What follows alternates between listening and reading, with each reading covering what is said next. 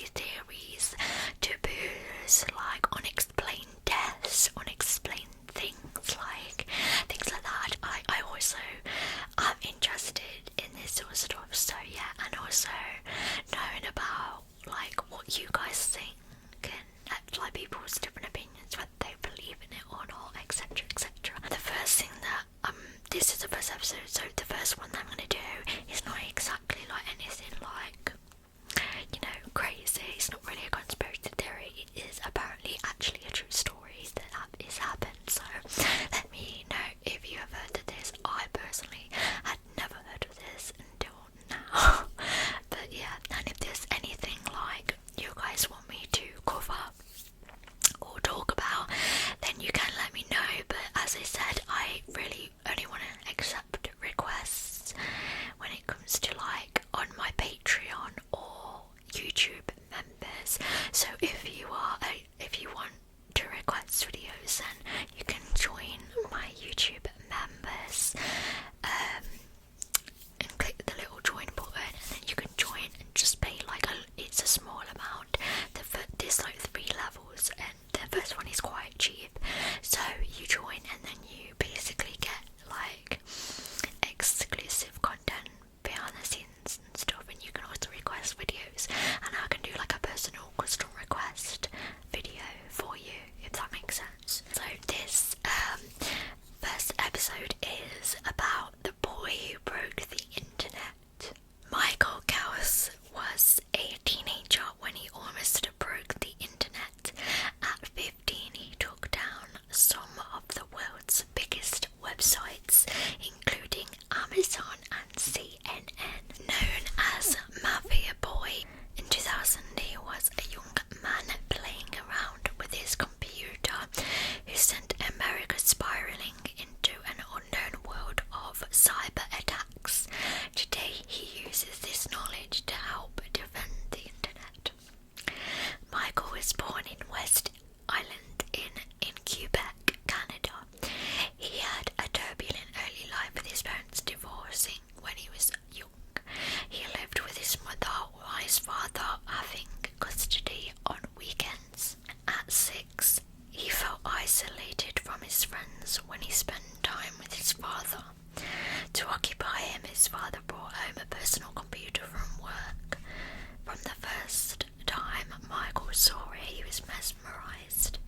3 years later, when the first floppy disk for the internet arrived on the doorstep, his world became bigger.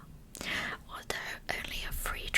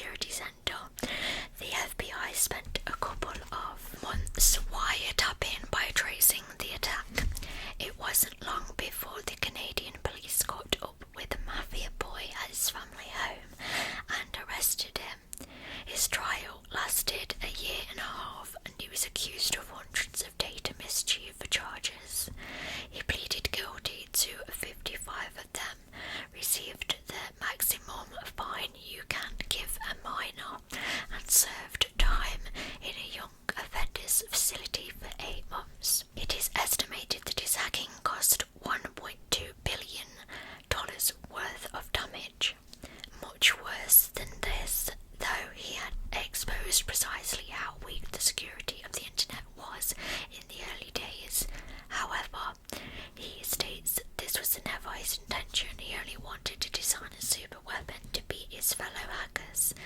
Michael has now turned his skills to another project, protecting the internet, having turned down a job with the Canadian government. He set up his own cybersecurity company, Optimal Secure, at 31. He now uses his expertise to help educate children on online harms. He is the chairman of HP's Security Advisory Board and spends his time protecting the web and companies from attackers. He warns that hackers now have the power to weaponize any part of our infrastructure. For example, if a hacker were to hack into a water treatment plant, he could poison thousands in a single attack. Always wanting to understand new technology, he now works on a web space running decentralized